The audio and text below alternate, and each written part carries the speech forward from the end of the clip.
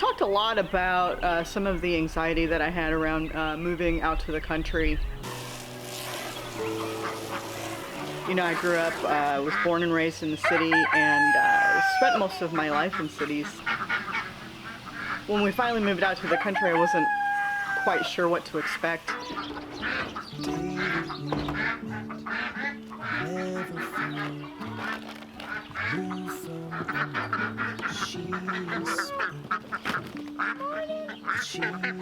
In my mind, I had this crazy idea that it'd be a lot like a camping trip, except that I'd have an actual house with all of the amenities, you know, running water and bathroom. But we'd be out in the country enjoying nature and being a part of it.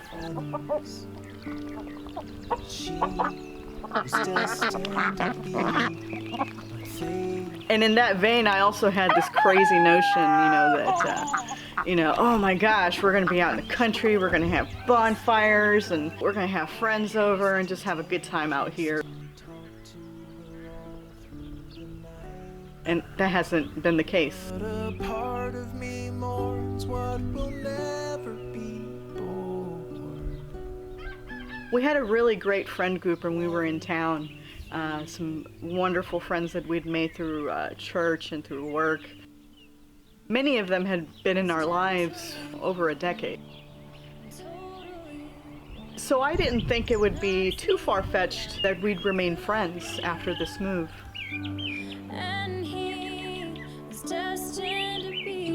And it turns out that we were wrong.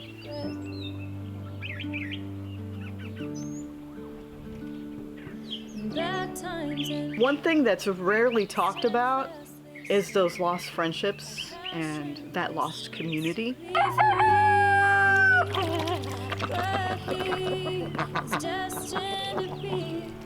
So Matt and I have spent the good part of a year or two coming to terms with that and kind of grieving those lost relationships.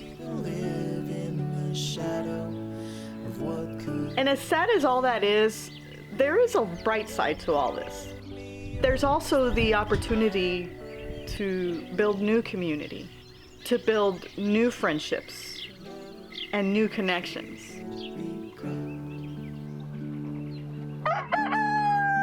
I've been able to build relationships with other homesteaders here on YouTube that I never imagined would happen. Whether it's Ashley with her Nigerian dwarf goats, or Adrian with her bees and donkeys, or Don on his little mountain in Virginia.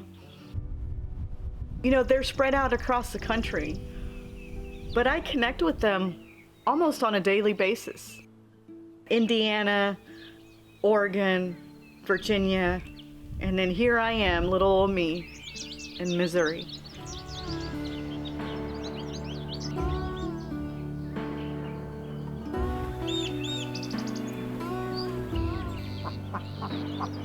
There are a number of homesteaders that I've been able to connect with here on YouTube and through other social media platforms like Facebook, where I'm connected with some Missouri homesteaders. And yes, it was sad to lose those friendships from the past, but I'm excited about and look forward to building these new relationships and connecting with more people on this homesteading journey. It's like that saying goes, you know, when one door closes, another one opens. A lot of times we spend more time trying to push those closed doors back open when all we have to do is step through the open door.